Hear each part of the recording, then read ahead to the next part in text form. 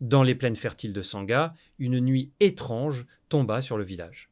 La lune avait disparu et le ciel était d'un noir profond, sans la moindre lueur.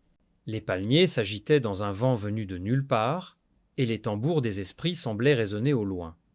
Mais au milieu de ce vide, une seule étoile brillait, une étoile rouge éclatante comme une braise. Dans une case ronde, éclairée par des torches vacillantes, une femme du nom de Nyalema se tordait de douleur. Elle donnait naissance. Les femmes du village l'entouraient, chantaient pour lui donner du courage et frappaient sur des calebasses pour rythmer ses souffles. Quand enfin l'enfant poussa son premier cri, le vent s'éleva d'un coup, les flammes tremblèrent et les chiens hurlèrent comme s'ils voyaient l'invisible. Le vieux sage Mbombo, assis près du feu sacré, leva la tête vers le ciel et aperçut l'étoile rouge.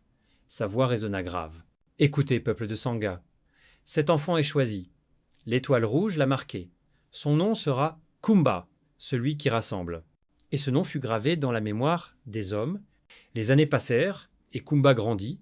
Il avait la curiosité d'un esprit ancien dans un corps d'enfant. Là où les autres jouaient à lancer des pierres ou à grimper aux arbres, il restait assis au bord de la rivière, contemplant les reflets changeants de l'eau. Un soir, il demanda à sa grand-mère « Dis-moi, où vont les âmes quand elles quittent nos corps ?» La vieille femme détourna les yeux et répondit « Là où seuls les ancêtres peuvent marcher, petit, c'est pas un chemin pour toi. » Mais Kumba insistait toujours. Alors, le sage Mbombo lui dit un jour « Écoute bien, enfant de l'étoile. Au-delà des rivières et des collines se trouve la forêt des voix. C'est là que reposent les ancêtres.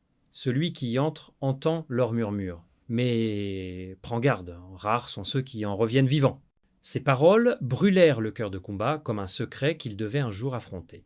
Mais tandis que Sangha vivait en paix, un autre cœur battait de haine dans l'ombre des collines. Celui de Séphoro, l'ancien roi déchu. Jadis maître des terres, il avait été chassé pour sa cruauté. Dans son exil, il s'était tourné vers les dieux interdits, buvant leur magie noire. Devant ces sommes, il proclame « Sangha détient ce que je désire, la pierre des ancêtres. Avec elle, même les morts obéiront à ma voix. Je serai roi éternel. » Et son rire, sombre comme le tonnerre, se répandit dans la nuit. Une nuit, Kumba rêva. Il marchait seul dans une plaine déserte, sous l'éclat de l'étoile rouge.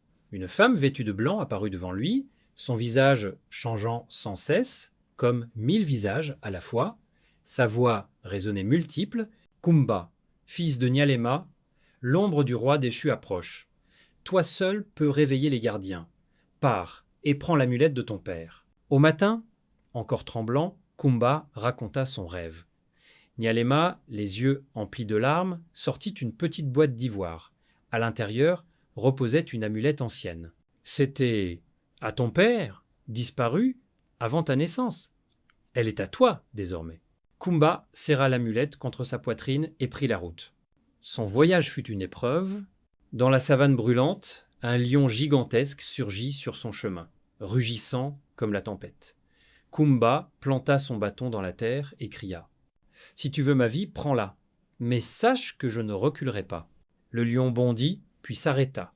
Ses yeux flamboyants se calmèrent et il s'inclina devant l'enfant. Dès ce jour, il marcha à ses côtés. Plus loin, dans la forêt, un vieil homme aveugle nommé Sangha l'arrêta. « Ferme tes yeux, Kumba. Apprends à entendre ce que l'on ne voit pas. » Alors Kumba écouta.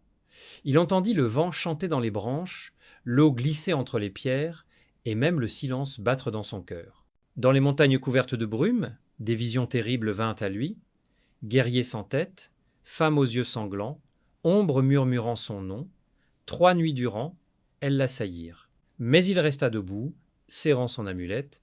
Au 4e jour, la brume disparut. Enfin, Kumba atteignit la forêt des voix. Les arbres semblaient respirer, les racines palpitaient comme des veines, des murmures s'élevaient de toutes parts.